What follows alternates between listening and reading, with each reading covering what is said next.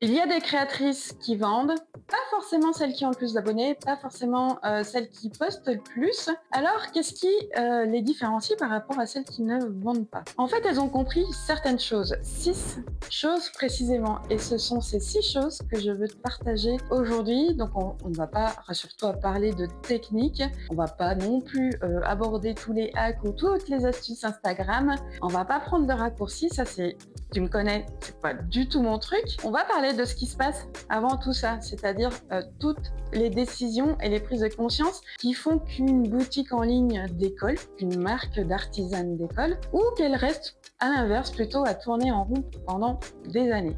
Allez, c'est parti, on y va. Je suis Claire de Purple Banana et j'accompagne les créatrices artisanes à vendre en ligne depuis quelques années. Et depuis toutes ces années, justement, j'observe des dizaines et des dizaines de boutiques chaque année, celles qui décollent, celles qui arrivent à vendre et celles qui stagnent malgré tous leurs efforts. Tout ce que je vais te dire et tout ce que je vais te partager dans cette vidéo, finalement, ça vient de là, de cette expérience. La première chose qu'elles ont compris, c'est qu'elles savent où elles vont. Pas forcément de se dire j'ai envie de vendre plus, parce que ça, finalement, tout le monde le veut. Là, je parle vraiment d'une vraie vision. C'est de savoir qui tu veux toucher, qui tu veux impacter et comment tu auras aussi envie de vivre ta marque. Est-ce que tu veux une petite marque qui permet de vivre correctement avec des dizaines de commandes par mois et du temps pour créer tranquillement, peut-être davantage de temps aussi pour faire du sur-mesure, plutôt des commandes personnalisées? Ou est-ce que tu as envie de développer quelque chose un petit peu plus large qui reste à ta dimension, peut-être de la création en petite série? Peut-être que tu as envie de déléguer certaines tâches aussi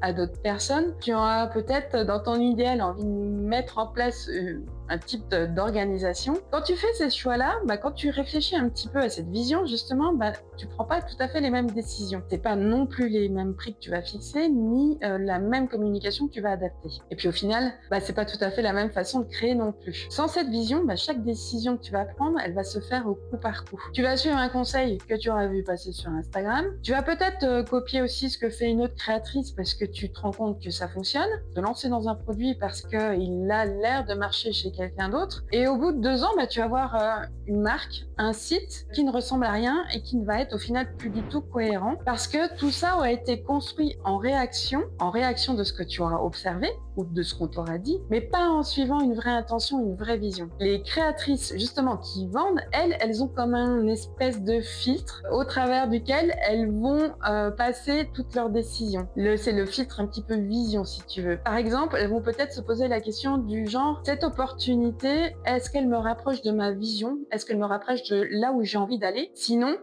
alors non merci, je ne saisis pas cette opportunité. Même si c'est tentant, même si ça marche pour d'autres. Et cette vision, elle va te mener directement à la deuxième chose, celle qui aujourd'hui me fait complètement repenser ma propre marque de papeterie. La deuxième chose qui est un pilier qui leur permet de vendre, c'est que ces créatrices-là, elles savent exactement ce qui les rend différentes. Et attention, je ne parle pas de je fais du fait main de qualité même, avec amour. Ça, c'est ce que dit absolument tout le monde, toutes les créatrices. Et pour moi, ça, c'est pas du tout un positionnement. Un vrai positionnement, c'est ce qui fait qu'une cliente te choisisse toi plutôt qu'une autre créatrice qui ferait exactement la même chose que toi. Et pour ça, il faut accepter aussi de ne pas plaire à tout le monde. Je vais te donner un exemple très concret parce que, comme je te le disais, je suis vraiment en plein dedans dans une grosse refonte avec ma marque de papeterie. Donc, si tu ne le sais pas, j'ai lancé une marque de papeterie fin octobre 2023. D'ailleurs, tu retrouveras des vidéos sur cette chaîne. Et je suis en train de reprendre entièrement cette marque, son positionnement, sa direction. Pourquoi? Tout simplement parce que je ne veux pas être la énième marque qui vend, par exemple, des bloc-notes to-do list, des jolis carnets avec des cases à cocher. Il y en a des centaines sur Internet.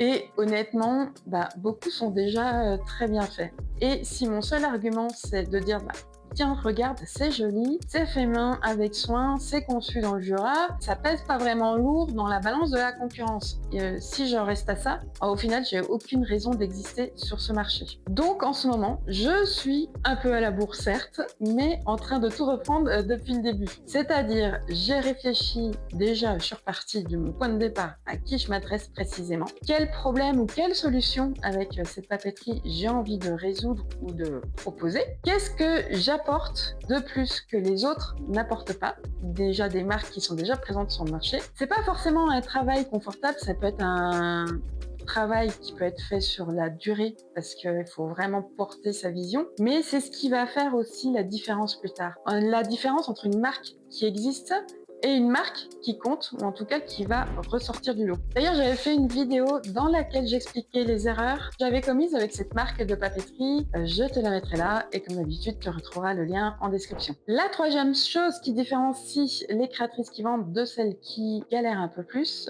et je vais faire attention un petit peu à comment je te le dis, c'est vraiment pas un reproche. En fait, les créatrices qui vendent créent en pensant d'abord à leurs clients, pas uniquement à ce qui leur plaît, à ce qui leur fait plaisir de créer. Alors attention, les deux peuvent quand même totalement coexister. Je ne dis pas le contraire. Tu peux créer quelque chose que tu adores faire et qui répond parfaitement à un besoin ou un désir. Ça, c'est même l'idéal. Mais l'ordre ici, il compte. Quand tu crées d'abord pour toi et que tu espères ensuite que ça plaise, finalement, tu finis par croiser les doigts. Alors que quand tu pars de ta cliente, quand tu as observé comment elle se comporte, quand tu pars de sa vie, peut-être de ses contraintes, de ce qui lui manque ou de ce qu'elle aime bien acheter, tu vas créer quelque chose qui répond avec ton univers et ton savoir-faire. Et à ce moment-là, lâche-toi parce que tu peux décroiser les doigts, tu vas créer un produit qui est peut-être attendu ou demandé. Et il y a un corollaire à tout ça, c'est qu'elles ont compris aussi, c'est que un produit ne se vend pas tout seul. Même magnifique, même parfaitement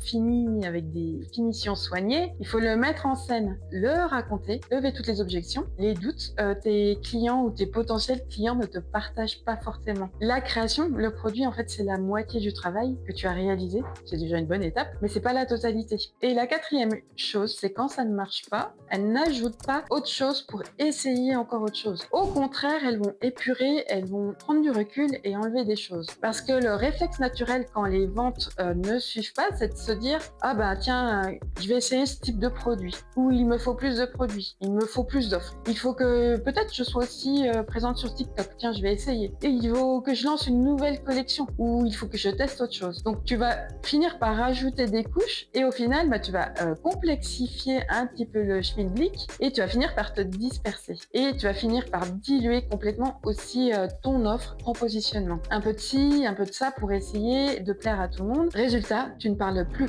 clairement à personne. Par contre, ce qu'elles font à la place, elles font complètement l'inverse. Celles qui vendent, elles vont plutôt regarder ce qui fonctionne déjà. Ça peut être un produit, une catégorie. Elles vont doubler la mise dessus. Par exemple, est-ce que ce produit-là se vend mieux que les autres? Si oui, elles vont essayer de comprendre aussi pourquoi. Comment je peux le mettre encore plus en avant, en parler mieux ou le décliner de manière intelligente. Tu vois, elles ne vont pas réinventer la roue en chaque fois, elles vont plutôt miser sur ce qui marche, elles vont affiner, répéter et elles vont améliorer ce qui marche à chaque fois. C'est beaucoup moins excitant que de tout recommencer ou de créer de nouveaux produits, mais crois-moi, c'est beaucoup plus rentable. Comme l'a fait d'ailleurs cette créatrice, que je ne nommerai pas, mais si elle passe pas là, je lui fais un bisou, qui mise sur ce qui marche déjà. La cinquième chose, et celle-là, elle est complètement fondamentale, elle concerne les prix. Il y a deux façons de fixer un prix. La première, tu regardes ce que font les autres, tes concurrents, et tu te dis, je ne peux pas vendre plus cher, donc je vais aligner mes prix à ce qu'elle propose. Tu vas donc fixer un prix qui te semble acceptable et peut-être même un prix qui va te rassurer parce qu'il te donne l'impression que là, au moins, ça devrait se vendre, puisque tu fais la même chose que les autres. La deuxième façon, c'est que tu vas partir de ce dont tu as vraiment besoin, toi, pour vivre de ton activité.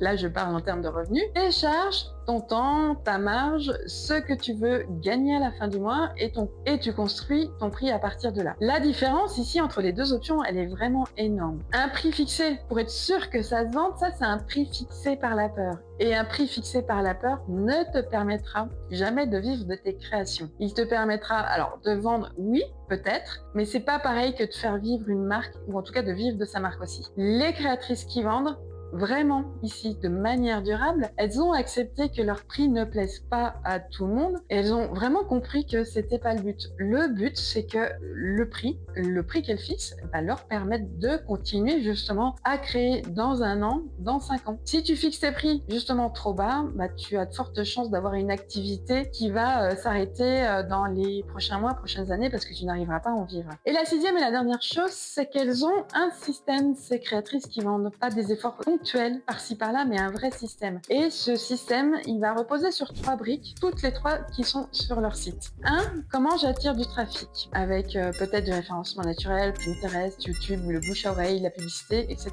Peu importe le canal, tant qu'il est choisi, travaillé et on va dire maîtrisé aussi. La deuxième brique, c'est comment je fais pour capter ce trafic. Un visiteur ou j'allais dire une visiteuse qui repart sans laisser de traces, et ça arrive très souvent, c'est un visiteur ou une visiteuse qui est peut-être perdu à jamais parce qu'il faut que la personne se souvienne de toi. Alors que si tu mets en place, comme j'en parle souvent, une fenêtre pop-up, un lead magnet, un guide ou ce que tu veux pour inciter à s'inscrire, là tu vas garder une trace. Et la troisième brique de ce système, c'est comment je transforme ces contacts en clients avec peut-être des séquences mail, des relances, un système de fidélisation. Et c'est tout le travail, si tu veux, qui se fait automatiquement en arrière-plan. Et je précise bien, tout ça, c'est sur leur site. Pas sur Instagram, pas sur une plateforme qui appartient à quelqu'un d'autre, ce qui ne veut pas dire qu'il faut fuir les réseaux.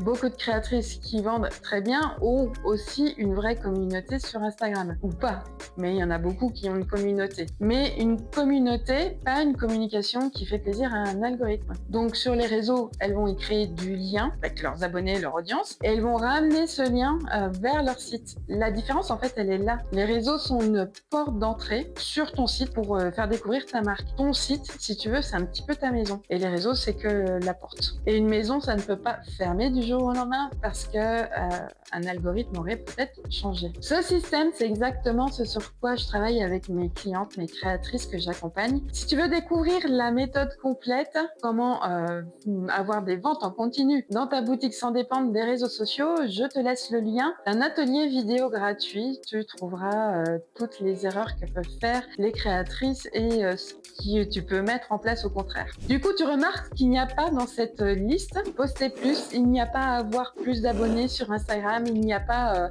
il faut travailler plus parce que c'est pas toujours une question d'effort entre les créatrices qui vendent et les créatrices qui galèrent. C'est souvent une question de direction. Dis-moi en commentaire si ces points-là, ces choses-là te parlent ou plutôt si tu galères ou si tu arrives à vendre régulièrement. Bref, sois bienvenue dans les commentaires, on échange avec plaisir.